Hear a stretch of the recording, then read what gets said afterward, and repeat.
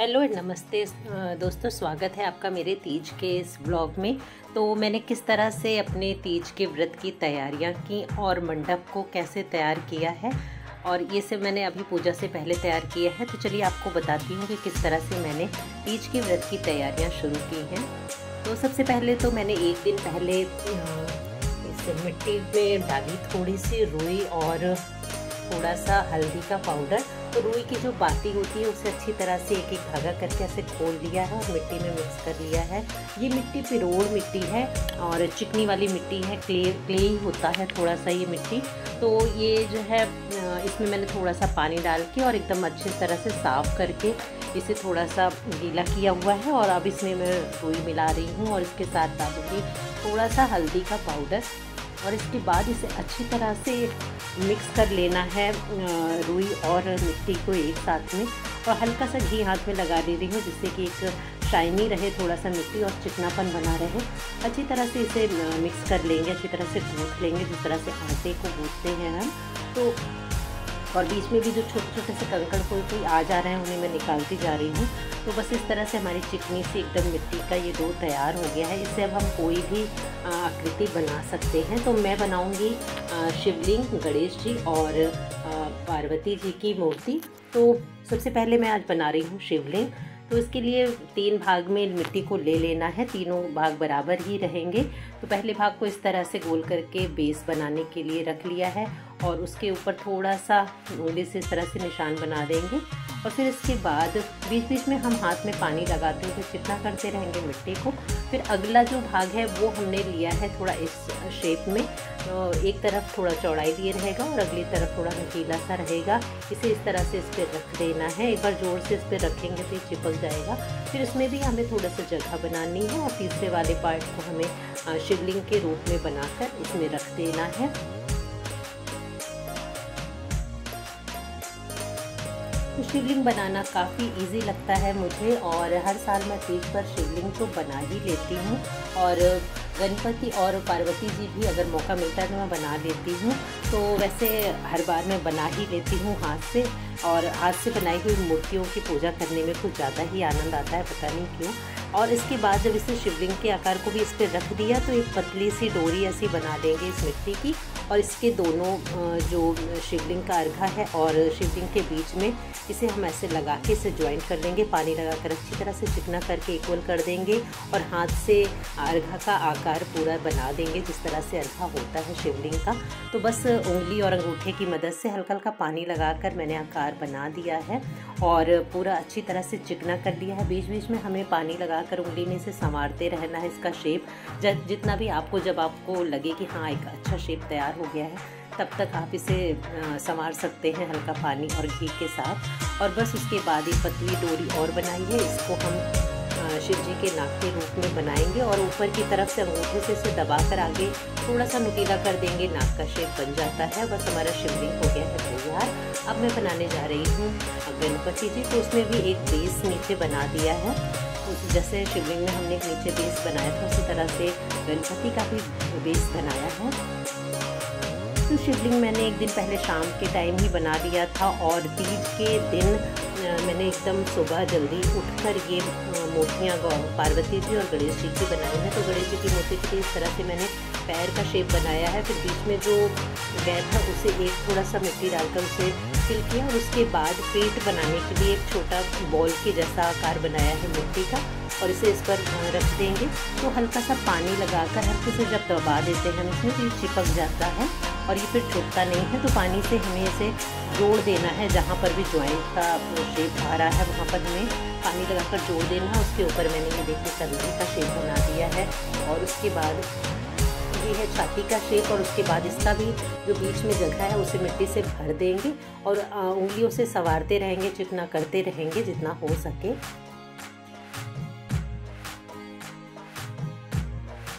अब बारी है फेस और सूंड की। तो ये दोनों चीज़ें हम साथ में ही बना रहे हैं। ऊपर की तरफ थोड़ा मोटा पार्ट लेंगे मिट्टी का और नीचे की तरफ सूंड का शेप बना लेंगे और थोड़ा सा 2 उंगली और अंगूठी की मदद से इसे हम दबा देंगे तो ये फेस का शेप अच्छे से बन जाएगा। और बस इसे भी चिपका देंगे इसके सामने से और एक पतली डोरी जैसी बनाकर इसे मिट्टी से हम बराबर करके ज्वाइंट कर देंगे, पानी से इसे चिकना कर देंगे जिससे जोड़ दिखाई न दे। जोड़ का शेप हमारा तैयार हो गया है, पेस्ट भी तैयार है।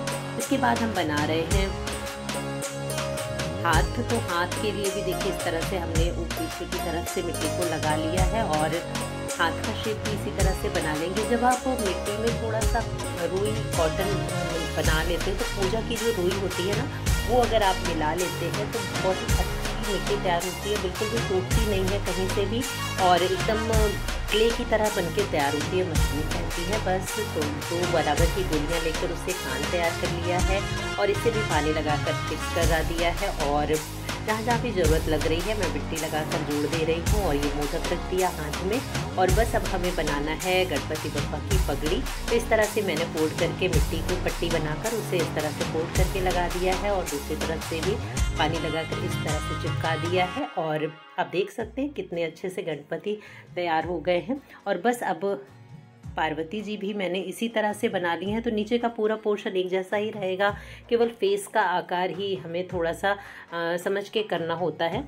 तो गणेश जी और पार्वती की मूर्ति भी तैयार है। इसके बाद मैंने थोड़े से पतले ब्रश से पानी लगाकर इस तरह से जहाँ कहीं भी उंगली से मैं नहीं कर पा रही थी इक्वल, वहाँ पर मैंने पानी लगाकर ब्रश से बराबर कर दिया है जितना हो सका है। तो बस ये मूर्ति हमारी तैयार है। आपको कौन सी वाली सबसे अच्छी लग रही है बताइएगा। और शिवलिंग और गणेश जी तो काफ़ी अच्छे बने हैं। हाँ, पार्वती जी में थोड़ी सी कसर दिख सकती है लेकिन फिर भी कोशिश करने पर बन जाते हैं।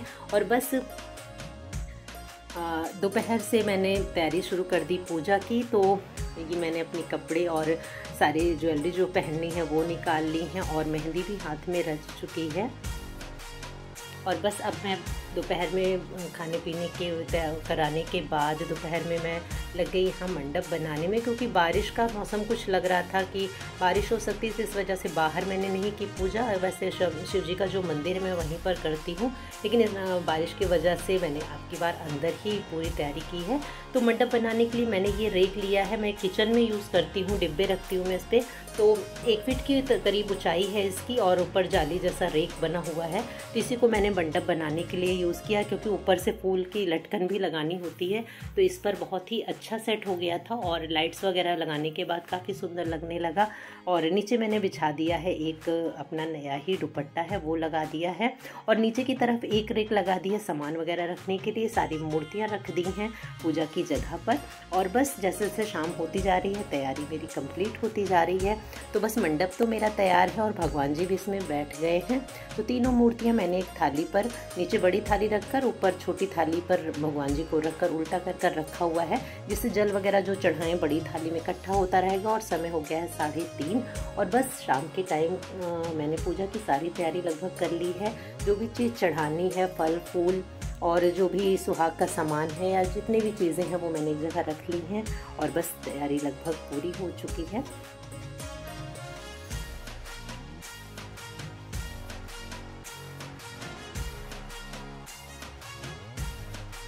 और सबसे ज़रूरी काम, चाहे व्रत हो, आंधी हो, तूफान हो, कुछ भी हो, लेकिन जो रोटी बनाने का काम है वो तो हमारा रुकता नहीं है। तो आज मैं पूजा से पहले ही खाना बना कर रख दूँगी, जिससे पूजा से उठने के बाद कोई ऐसा काम ना करना पड़े, क्योंकि थकान काफ़ी ज़्यादा लग जाती है निर्जला व्रत में। तो इस वजह से चाय पानी देने के बाद सबको मैंने खाना भी तैयार कर दिया है। तो रोटी जगह मैं आज पराठे बना कर रख रही हूँ और पसीने से एकदम तरबतर है, गर्मी बहुत ही ज़्यादा थी।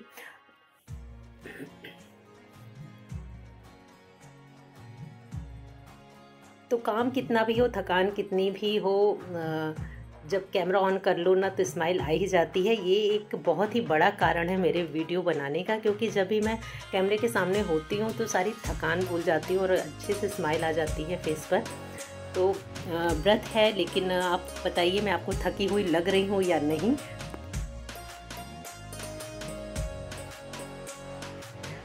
और जब भी मैं वीडियो बनाती हूँ मुझे बहुत अच्छा लगता है और हंसी आती है, खुश होती हूँ मैं अपने आप में ही।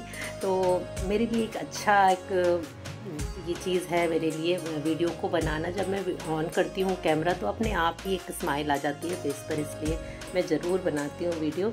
तो अब जो सबसे ज़रूरी काम है वो मैं कर रही हूँ, क्योंकि आंधी आए या तूफ़ान, लेकिन ये काम तो करना ही करना है।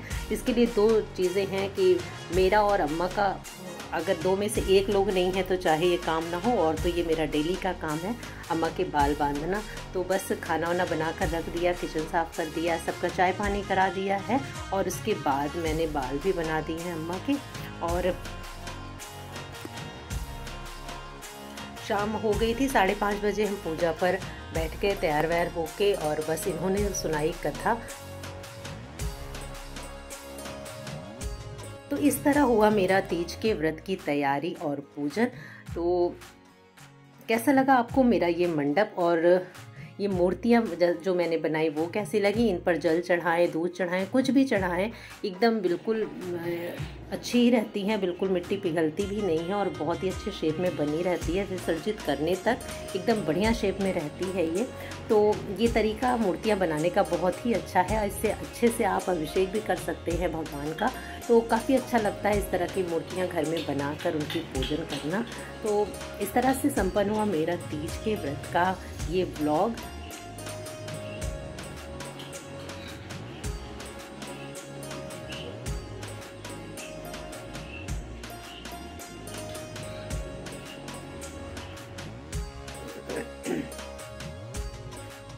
तो फ्रेंड्स, उम्मीद है आज आपको मेरा व्लॉग, तीज का ये व्लॉग पसंद आया होगा, और किसी भी कारण से पसंद आया हो तो एक लाइक ज़रूर कर दीजिएगा। और मिलेंगे अब अगले व्लॉग में। भगवान शंकर और पार्वती की कृपा हम सब पर इसी तरह से बनी रहे, और व्रत और त्यौहार हमारी ज़िंदगी में ऐसे ही खुशहाली लाते रहे। Take care friends, bye bye.